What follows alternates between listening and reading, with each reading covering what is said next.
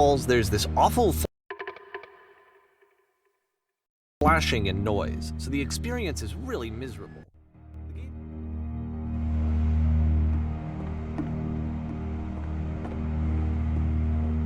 And this is where I have trouble saying anything meaningful about Coda's work. Because more than anything else, the tower just feels distant. It feels like it's trying to distance itself from the world. It's a very cold game.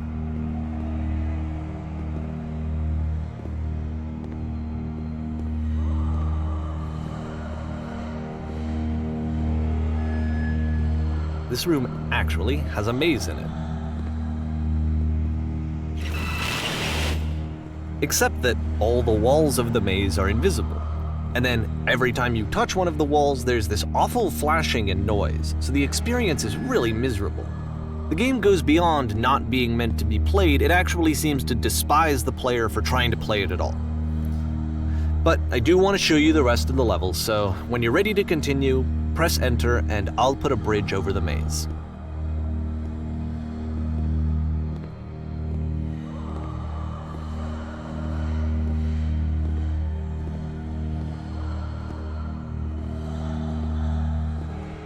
And to be fair, it's not like this is the first game that's needed some modification to be playable.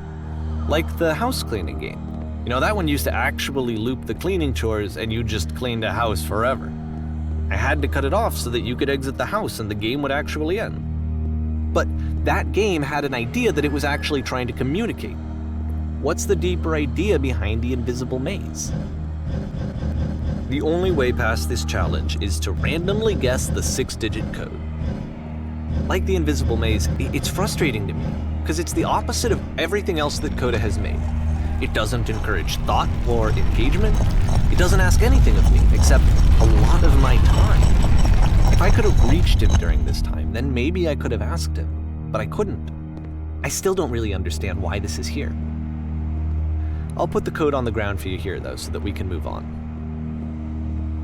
The switch to open this door is actually on the other side of the door, meaning that it's literally impossible to solve from this side.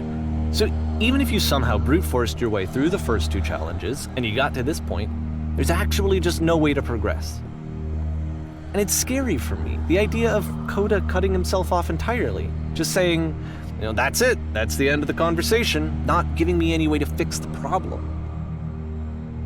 I feel like a failure, I guess, when I can't fix the problem. But I can open this door for you, so let me do that. Was I a failure for not understanding this game? I mean, I don't know why I would be. It's not like everything needs to have a solution, but I feel it somehow. I feel like I failed, and I don't understand why. I remember, it's June of 2011. I'm playing this for the very first time, and as I'm playing, I'm thinking to myself, I don't know this person. I have no idea who this person is. It wasn't the guy I knew, it wasn't my friend. I had come to so many conclusions from looking at all of his work up to this point, and then suddenly none of them... I had been trying to, though. That was the thing. For years I was trying to get to know him, to understand who he actually was and what he stood for. I asked him so many times to please just tell me what his games mean to him. I asked him please to tell me what the 3 dots mean. And he wouldn't. I just felt so strongly that if I could have connected with him, that if I could have somehow made his work my own, that I would finally be once and for all happy. It was that I needed to see myself in someone else. I needed to be someone other than me. But he stopped and left, and it felt somehow like I had failed.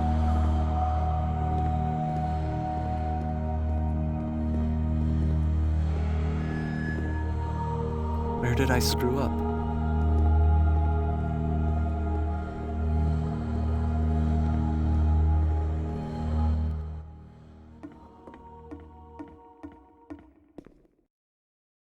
I'm the reason that you stopped making games, aren't I?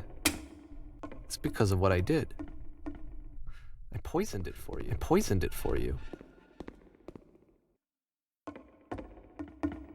And the people who played them, they treated me like I was important.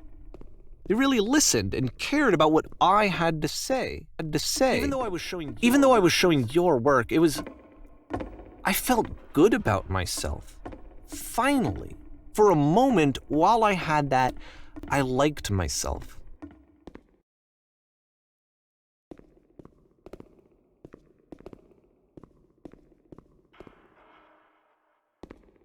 I'm afraid that I did something really stupid because I don't like myself.